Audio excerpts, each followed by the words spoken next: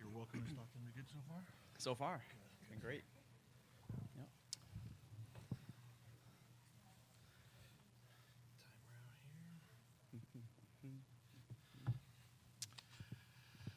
Just as a reminder, video cameras are not permitted in the interview room. A recording courtesy of Hammond Communications will be available as soon as this news conference is complete at ncaa.com/media. Media can also plug in remote boxes which are available in the audio-video distribution area. Good afternoon, and please welcome Oregon State Beavers head coach Scott Rueck.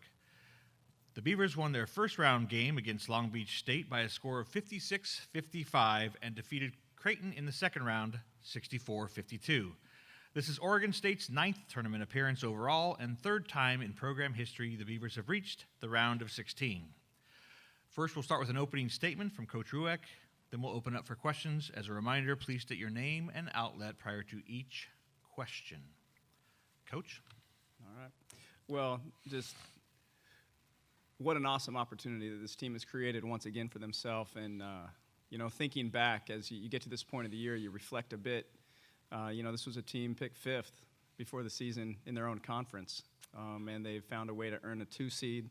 And then the awesome opportunity to play within our own region to where our fans can travel, and we're in our same time zone. And how special is that we got to have a meal at one of our players' houses last night. Just a dream scenario for our program, and an incredible opportunity with 3 other incredible teams. And to still be playing this time of the year means a lot of special things has happened, and that is true of all 3 of us. And so 3 outstanding coaches, 3 outstanding teams, and an awesome opportunity against an incredible Florida State team tomorrow. Thanks, Coach. We will open it up for questions. Jordan Culver with the Tallahassee Democrat. Coach, could you elaborate a little bit more just on how cool it is to play in your own time zone when the other 3 teams here are all from the East Coast? They had to fly across the country to get here. Yeah, well, that's been the opposite has been true for us. This is the first time for us, other than the first 2 rounds, of course, where we've been in our own time zone all 3 years, the last 3 anyway. And so to us, it's a bit unique, to be honest. And so I don't really see a difference completely. For us, it's another game, and it's another scenario. It feels a bit like conference. You are guaranteed 40. And you hope for 80 minutes, of course, of basketball this weekend. And so that's the only difference. Other than that, it's get on a plane, get to a hotel and go play. And I know this time of the year, no matter where you're at, that's the case, But the normalcy, maybe that's the advantage for us. It feels normal. These teams, though, at this time of year, I think, a year ago we had to travel to Dallas, and we played very well that weekend. And so I would anticipate the same for these 3 teams. That to be playing at this point, you have a maturity to your program, you have great leadership, and you handle any kind of adversity well. You've been doing it all year to get here, and so I think those things may not be as significant as maybe people think. Hi, Scott. Janie McCauley from AP. I've read how Sydney has wanted to play Florida State.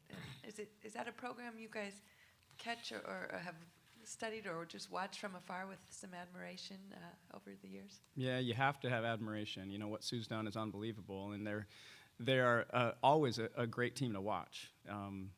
For some reason, we've avoided them just by chance. We've been in a couple of the same places, won Dallas last year, so we watched them play Baylor in the round of 16, and certainly thought that was a team that if we got out of our DePaul game, we could see them. They had that much talent that beating Baylor wasn't out of the question, as good as Baylor was. And so, they've been fun to watch because of, you follow Romero, that was a big story, and, you get Shaq Thomas dunking. And, so it's a program that has demanded attention. And so they're easy to watch, easy to get to know, and therefore easy to follow. For Sid, I'm not really sure. You have to ask her that when she gets in here, why she, maybe has that connection to them. I'm not 100% sure of that. But for me, I've gotten to know Sue over the years, and she has Northwest ties, and I know that. And so, it's a team we haven't played yet that is, they provide a lot of challenges, and so it should be a great game. Jordan Cole with Towson Democrat again. Coach, what goes into stopping a player like Shaquilla Thomas? So much athleticism. She can dunk at 5'11". How do you stop such a strong inside threat? That's a great question, and I don't know if you do completely stop her. That because of that athleticism, because of her drive and her ability, her skill set, where she can hurt you at the rim, literally, and from the perimeter. She provides a lot of challenges. I think what everybody's seeing right now across the country is the strength of our conference. We've got 5 of the 16 out of the Pac-12 and could have easily had 6, if things had gone right in the last minute at South Carolina for Arizona State. I think all of us are really prepared. We've got outstanding athletes within this conference. You look at Monique Billings, that's one that stands out. You look at forces like Christina Nigwe, certainly Plum, certainly, you just go down the list of all the great players throughout our conference. And, Shaq Thomas is another incredible player. And so this team is prepared to adapt game plans, prepared to stick with a game plan as long as it takes, and to be as gritty as necessary, to get the job done. And with a player that's as formidable as that, that's what you have to do. And so I don't know if you stop her, but hopefully, we can make her really work for whatever she gets.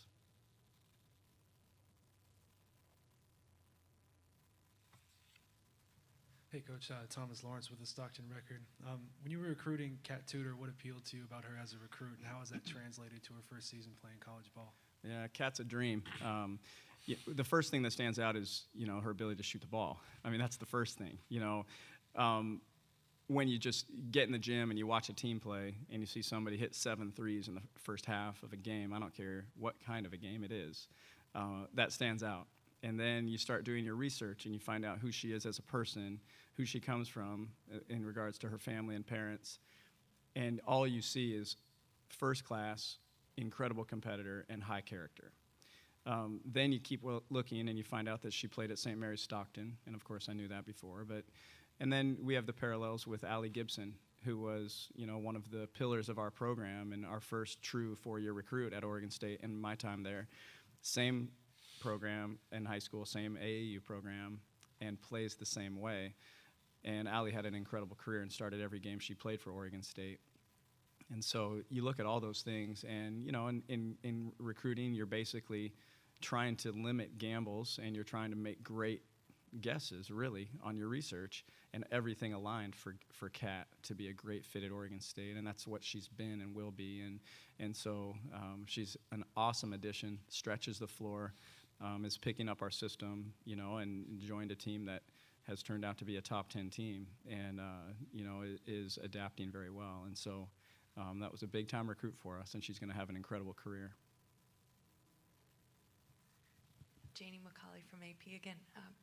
Scott, what does it say about Gino's love for women's basketball in general when he opens up his sweatshirt today and shows a Quinnipiac T-shirt underneath? Yeah, I think he can relate, and I know I can. There's a lot of coaches that have been very successful for a long period of time that started at the bottom. And you look back at where Connecticut was, where he took over, and where Tricia, what she's accomplished in her career. I was not familiar with them until really this year, because we played them in December, and researched her and had her Wikipedia up. And I was doing who is she and why is this team so good?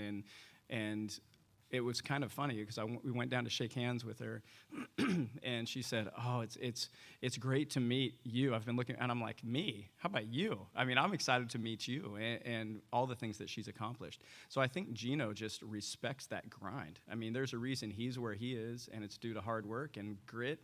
And you think with a team that has as much talent as Connecticut has now and has for 25, 30 years, that his job is easy. Quite the opposite. It's evident this year, and as every year, he knows what he's doing. And they work hard, and they're as gritty as any team there is. So he respects that story, no matter where it comes from. And so I don't know what their relationship is. I don't have the insight into that. But it doesn't surprise me. And so for me, Yeah, I think every coach, I mean, that's a great idea that he had, but if every coach could do the same thing, I think we'd all do it, because what an awesome story that is for a team to go into Miami like they did and play the way they did and take every punch and just answer it time and again. It's very similar to what Long Beach State did the other day at our place. Very similar. You've got a team that's pretty much overmatched, but just plays with so much heart, and they give themselves a chance, and they're fighting like crazy, and they've got veterans and so much grit. So when you think of UConn, you think of grit and toughness and sustained excellence, and I think, that's just him tipping his cap to a program that's doing it right in every which way, every way that he respects. Ron Callan, 1190 KAX and the Beaver Sports Network. Scott, what does it say and mean that this senior class is the first in school history to have made the NCAA tournament all 4 years? Yeah, well, that you've got a group that believed in a vision and had the courage and the toughness to see it through, the competitive will and the fight to not only get there, but to do every little thing right. What they've done within our conference is unprecedented by anybody other than Stanford. To win this conference 3 straight years, to go 16-2 3 straight years in the conference is absolutely remarkable, when the conference, as everybody is saying, is the best it's ever been. For those of us who've been around and have been able to experience Gill Coliseum, I know Don's got something very special going at South Carolina with their fans, and that happens a few places in the country, but Gill Coliseum has some magic to it that I think it'd be hard to match anywhere. And that's because of these seniors and the seniors from last year as well. And, I don't know if you know the whole story, if there's a better story in our game than what they've done. And so I get to talk about them with so much pride. I'm so proud of them for the way that they conduct themselves, because they've made this whole thing bigger than them the entire time. And they truly have become an inspiration to anybody they've come in contact with, So for me, it's just, been an absolute dream, to be able to be in the gym with them for 4 straight years and watch them grow, not only as players, but especially as people and leaders, and then take on this year, the expectations, in their minds were to get right back here. No one else, though, had that expectation. And so when those expectations on the outside dropped, they said, no, we're going to get back to where we were a year ago. And for me, to basically get out of the way and watch it happen has been a joy and a dream. Is there one last question for Coach Rueck? If not, congrats, Coach. Thank you. And best of luck tomorrow. All right. Appreciate it. Thank you.